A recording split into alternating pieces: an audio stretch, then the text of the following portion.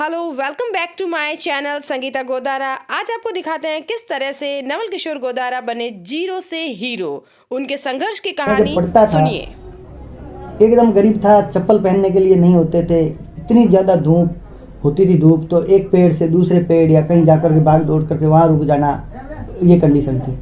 कपड़े पहनने के लिए भी बहुत कम, ड्रेस मतलब मैंने कोई एक आधी बार कहीं कोई सिलाई होगी तो 2 साल 3 साल में, बाकी नहीं होता था।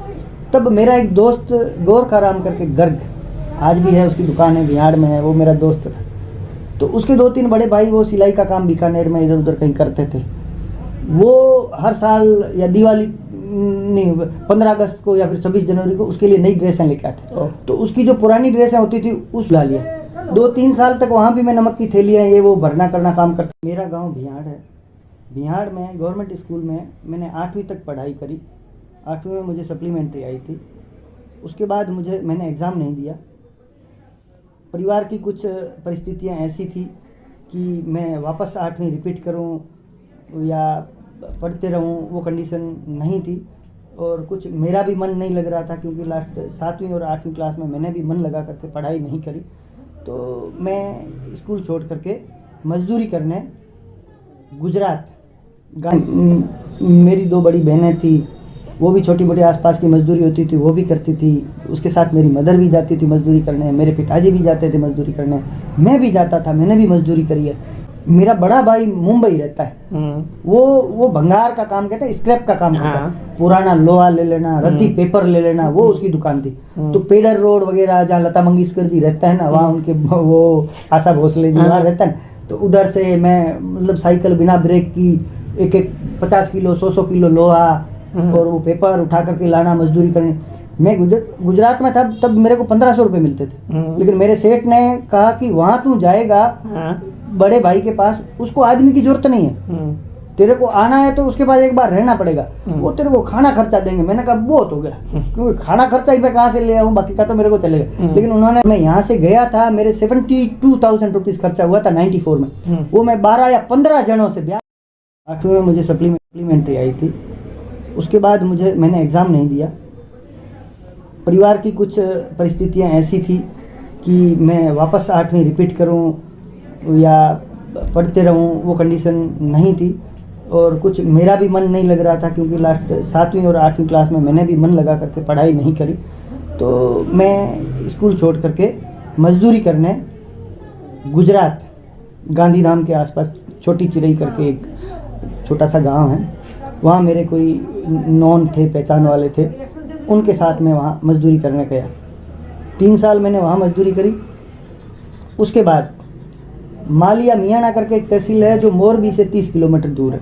वहाँ के एक सेठ मोहम्मद बिन अब्दुल्ला वहाँ आए और उनको भी उस टाइप का काम करना था, जो नमक की थैली 1-1 किलो की जो मैं पैकिंग करता हूँ, वो काम उनको भी करवाना था। तो वो सेठ आपस में उनकी डील हुई और हमारे जो ठेकेदार थे उनसे बात हो गई कि भाई कुछ टीम आप उधर भेजो। लेकिन उस टीम में उस सेठ ने मेरा नाम कहा था, इस लड़के को आप साथ में ज़रूर भेजना। वो मेरे को जानते नहीं थे, लेकिन जो मेरी स्पीड थी उसको देख करके उन्होंने भेजा। अच्छा, मेरी स्पीड क्या थी मैं आपको बताऊं। नमक की थैली है, एक तो 1 किलो भरनी होती है, भर करके वेट करना, वजन करना होता है, और उसके बाद एक वो प्रेस होती है, उसको डबल करके थैली को पैक कर करके रखना। तो मेरे लिए या तो 2 जने भरे मैं अकेला प्रेस करूँ, ठीक है, हाँ। या 2 जने प्रेस करें मैं अकेला भरूं। ऐसे ही काम हो रहा था, ऐसे ही चल रहा था। तो वो देख करके उन्होंने कहा इस लड़के को जरूर भेज देना।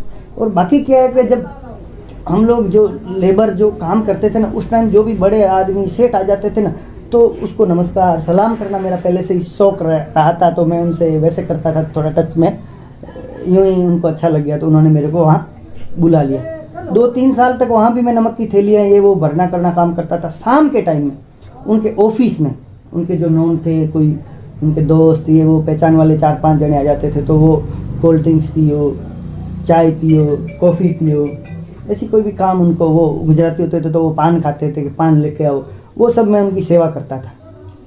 वैसे 2-1 साल तक मैं उनके साथ करता रहा। फिर उनके एक दोस्त थे जो अफ्रीका के कांगो देश में रहते थे, उनका नाम था साबुद्दीन भाई। वो आए तो 1-2 बार वो आए तो उनकी भी वही सेवा मैं कर रहा था ऐसे वैसे। मेरा पासपोर्ट मैंने पहले दुबई जाने के लिए, मजदूरी करने के लिए, मेरे गांव के दूसरे लोग जाते थे तो यहाँ 1000 रुपये कमाओ तो वहाँ तो भाई 10,000 मिलते हैं। मैंने कहा 10 टाइम मिलते हैं तो क्यों नहीं जाए। फिर मेरी 2 बड़ी बहनें थी, वो भी छोटी मोटी आसपास की मजदूरी होती थी वो भी करती थी। उसके साथ मेरी मदर भी जाती थी मजदूरी करने, मेरे पिताजी भी जाते थे मजदूरी करने, मैं भी जाता था, मैंने भी मजदूरी करी है। सब लोग मजदूरी करने के लिए जाते थे, लेकिन मुझे लगा कि यहाँ मैं 500 कमाऊँगा तो थोड़ा गुजरात जाऊँ, बाहर जाऊँ तो 1000-1500 कमा लूँगा। वो कर करके मैं फिर बाहर गया कमाने के लिए और दूसरे परिवार वाले यहाँ मजदूरी करते थे। वो करके मैं इसके लिए मैं बाहर गया थे, वहाँ उनसे मैंने काम किया। 1-2 बार मेरे को उन्होंने कहीं दूर जगह पर पैसे लेने के लिए भी भेजा। मन में कभी शंका विचार पैदा हो जाते थे, क्यों ना ये लेकर के घर चले जाओ। बच्चे होते हैं तब होती है, लेकिन घर में पिताजी की डांट, चोरी करके आया तो मारूंगा, गलत काम करके आया तो मारूंगा। 1-2 बार स्कूल में मैंने किसी के छोटी मोटी कुछ कर ली थी तो पिताजी साथ में लेके आए और मास्टर जी से वो पिटाई करवाई। तो डर होता था कि भाई घर में तो कुछ ऐसा काम नहीं कर सकता, तो मैं वन वे ही चल सकता था सही काम के लिए, गलत मेरे लिए अलाउ नहीं था। तो मैं सही रास्ते ही चलता गया। उन सेठ से मेरी मुलाकात हुई, उन्होंने भी जो मेरे जो मालिया वाले सेठ से, उन दोनों के साथ छोटी मोटी वो चर्चा हुई। मैंने कहा कि साहब मेरे को तो दुबई जाना था, वहाँ वो ऊँटों के ऊपर सवारी करना ये वो, और मैं तो अभी आपके साथ आया हूँ, अगर सेठ मेरे को ले जाए तो अच्छा। तब मेरे सेठ ने, मोहम्मद भाई जिनका नाम था, उन्होंने साबुद्दीन भाई से बात करी कि भाई ये लड़का अच्छा है, ये है वो है, मेरे पास 3 साल से काम कर रहा है, इसकी करोड़ों की गारंटी तो मैं लूँगा, आप अगर इसको ले जाओ तो। तब उन्होंने कहा वैकेंसी होगी उस टाइम में तेरे को ले जाऊंगा। और उससे पहले उन्होंने कहा कि भाई मेरा बड़ा भाई मुंबई रहता है, वो भंगार का काम कहते हैं, स्क्रैप का काम करता है, पुराना लोहा ले लेना, रद्दी पेपर ले लेना, वो उसकी दुकान थी। तो पेडर रोड वगैरह जहाँ लता मंगेशकर जी रहते हैं ना, वहाँ उनके वो आशा भोसले जी वहाँ रहते हैं। तो उधर से मैं मतलब साइकिल बिना ब्रेक की 50 किलो 100 किलो लोहा और वो पेपर उठा करके लाना, मजदूरी करनी। मैं गुजरात में था तब मेरे को 1500 रुपये मिलते थे, लेकिन मेरे सेठ ने कहा कि वहाँ तू जाएगा बड़े भाई के पास, उसको आदमी की जरूरत नहीं है, तेरे को आना है तो उसके पास एक बार रहना पड़ेगा, वो तेरे को खाना खर्चा देंगे। मैंने कहा बहुत हो गया, क्योंकि खाना खर्चा ही मैं कहाँ से ले आऊँ, बाकी का तो मेरे को चलेगा। लेकिन उन्होंने बहुत भले थे, उन्होंने बोला खाना खर्चा और तेरे को 500 रुपया ऊपर से भी देंगे। अच्छा, वो भी दिया। अच्छा, वहाँ क्या होता था, स्क्रैप्स भंगार वो होता था, तो उसका कोई मतलब एक एग्जैक्ट क्वांटिटी नहीं है कि आपके काउंट किया हुआ होता है। उनके अंडरग्राउंड एक स्टोर था, उसके अंदर वो डाल देते थे। अगर किसी को चोरी भी करना है, गलत करना है तो भी आप कर सकते। लेकिन उन्होंने बहुत बार मेरी वो उन्होंने जांच कर ली, लेकिन मुझे तो पता नहीं था उस टाइम। लेकिन उन्होंने खुद ने कहा कि तेरी हमने रेकी कर ली। अच्छा, वहाँ पर क्या है, सेठ लोग होते हैं ना, वो 12 महीने 2 साल के बाद घर का अंदर का इंटीरियर चेंज करते हैं। मुंबई में बड़े बड़े लोग रहते हैं, तो इंटीरियर चेंज कर, पीतल का, स्टील का, या जो भी नल है पीतल का, उसको चेंज करेंगे। कुछ लोहा भी पड़ा है, कुछ वो एक साथ डाल करके रखेंगे, फिर बोलेंगे इसका क्या भाव है। कोई तो होशियार होते, पीतल अलग निकाल देते, लोहा अलग, कोई साथ में ही बोलते हैं इनका क्या भाव है। अब लोहे का एग्जाम्पल 10 रुपया है तो वो मैडम बोलेगी कि 15 रुपये मेरे को बेचना। अगला देखेगा कि आधा तो पीतल पड़ा, पीतल का 50 रुपया है, और ये है 10 रुपया, तो 60 हुए, डिवाइड बाई 2 करे तो 30 रुपया है, चलो मैं 15 में क्यों ना ले लूँ, तो वो ले लेते थे। लेकिन अब कभी कभी वो ट्राई करने के लिए जो मैडम थी उसको बोल के आते थे कि ये पीतल कितना है, ये कितना है, वो कैसे खरीदता है। अब कहीं कहीं तो अलग अलग दिया, तो मैंने सेठ को ला करके अलग अलग बता दिया। कहीं एक लोहे के भाव दे दिया, तो मैंने लोहे का 10 घंटे या 10 घंटे काम करने का कुछ टाइम था, 10-11 घंटे, मैं 16 घंटे काम करता था। उस टाइम में फिर मैं रजिस्टर के अंदर उनकी अकाउंटिंग का दूसरा काम में मतलब एक्स्ट्रा लेकर के, मतलब सीखना होता था, मुझे शौक था, वो कर करके मैं करता था। अच्छा, और मैं यहाँ से गया था, मेरे 72,000 रुपीज़ खर्चा हुआ था 94 में। वो मैं 12 या 15 जनों से ब्याज से पैसे लेके गया था। कुछ मेरे अंकल जी है, जो पटवारी जी है, अभी नायब तहसीलदार से रिटायरमेंट हुए, कुछ वो कहीं से उनके पहचान वालों से ब्याज से लेके आए, कुछ मेरे पिताजी ब्याज से लेके आए।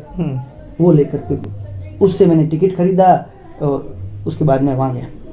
राष्ट्रीय भाषा लिंगाला, और इंटरनेशनल लैंग्वेज जैसे यहाँ इंग्लिश है, वहाँ फ्रेंच चलती है, तो वहाँ लिंगाला ज़्यादा चलती है। तो पहले जाकर के आपको लिंगाला सीखनी होती है। बच्चे 6 महीने लगाते हैं, पूरी दुकान संभाले, जवाबदारी, रिस्पॉन्सिबिलिटी का काम वो करे, तो उनको 6 महीने, ज़्यादातर को 1 साल लग जाता है। मैंने 45 दिन में मेरी जवाबदारी संभाल ली थी।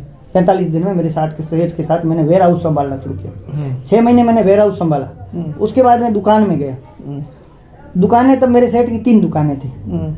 एक दुकान पर उसका मासी का बेटा भाई, एक दुकान पर उसका सगा भाई, और एक दुकान पर उसका एक पार्टनर है उसका सगा भाई। फिर उन्होंने चौथी दुकान करी, उस पर मेरे को बिठाया। अच्छा। तू सीख गया तो वेयर हाउस में किसी और को बिठा देंगे, तू धंधा कर भाई, क्यों नहीं करेगा। 2 दुकान की सेल और मेरी दुकान एक अकेले की सेल उनसे 10% ज़्यादा होती थी। ओह, जितने टाइम मेरा रिकॉर्ड है मेरा। 2005 में मैंने मेरा खुद का बिजनेस शुरू किया। अच्छा, 2001 में मेरी वाइफ, मेरी छोटी बच्ची और मेरा भाई वो वहाँ आए। मेरा छोटा भाई टीकू सिंह, उसको भी मैंने वहाँ बुलाया।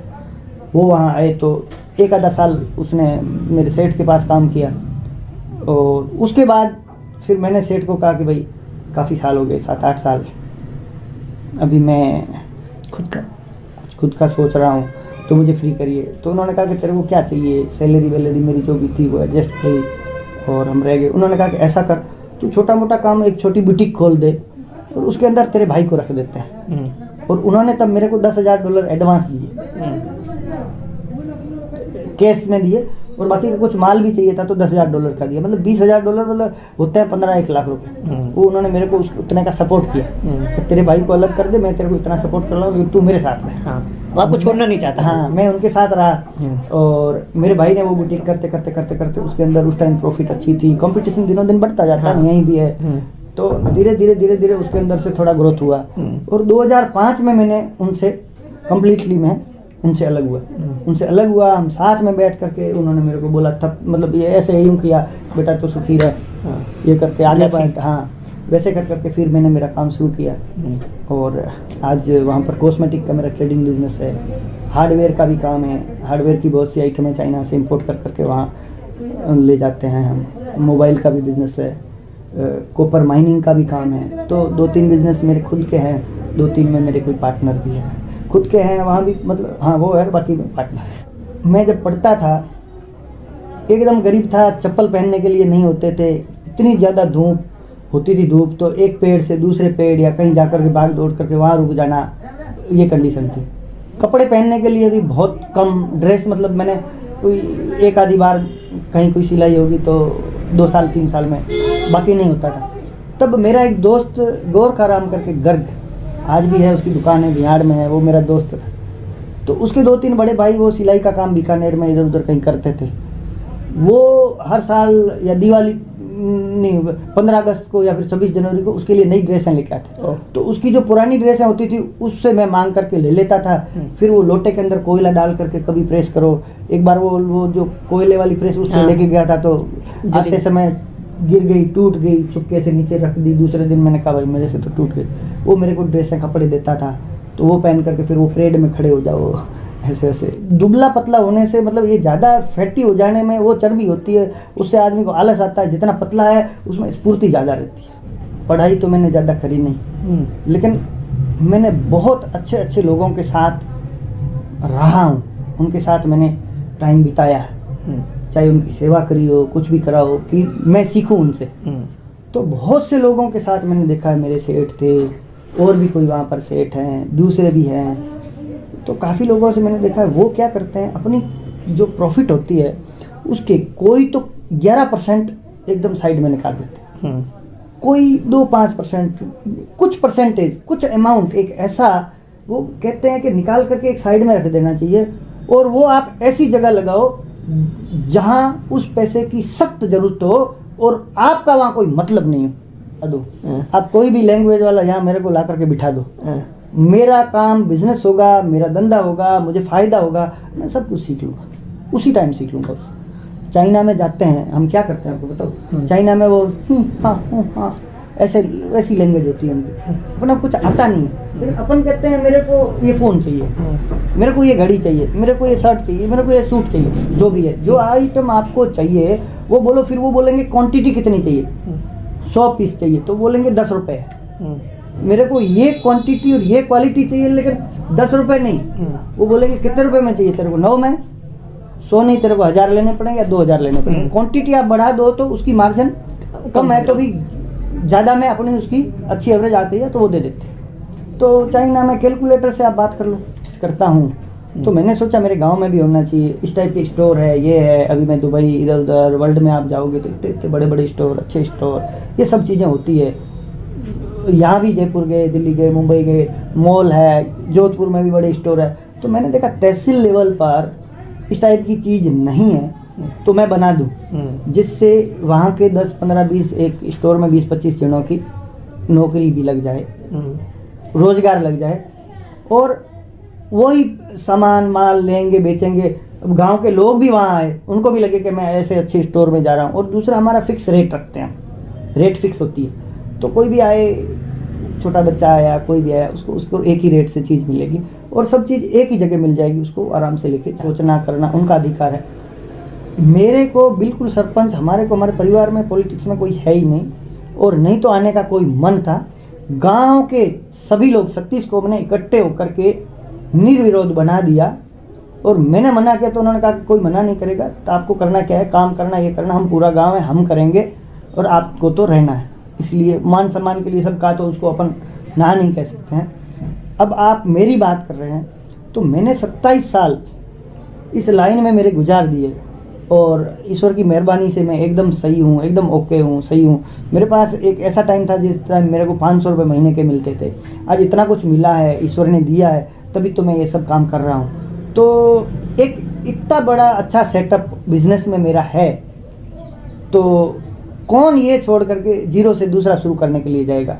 इसमें मेरी को कोई ज़रूरत नहीं है। जो पॉलिटिक्स में है उनको बधाई, वो आगे रहे, अपनी अपनी लाइन में सब आगे रहे। मेरा काम, मेरी लाइन तो बिज़नेस करना है, मैं मेरे बिज़नेस में करूँगा। इसलिए मैंने गांव में भी मेरे स्टोर ये वो सब शुरू किए है। आगे और भी कोई स्कोप आएगा तो कर, मानना तो, अगर हार ही माननी है तो करो ही मत, आप करो ही मत। क्यों करते हो? एक चीज़ आपने कुछ करने के लिए गए, एक करने के लिए गए, नहीं हुआ, कोशिश करो। एकदम लग रहा है नहीं हो रहा है तो भी ढूंढो, कुछ भी ढूंढो, कुछ ना कुछ करना तो चाहिए आदमी, करते रहना चाहिए।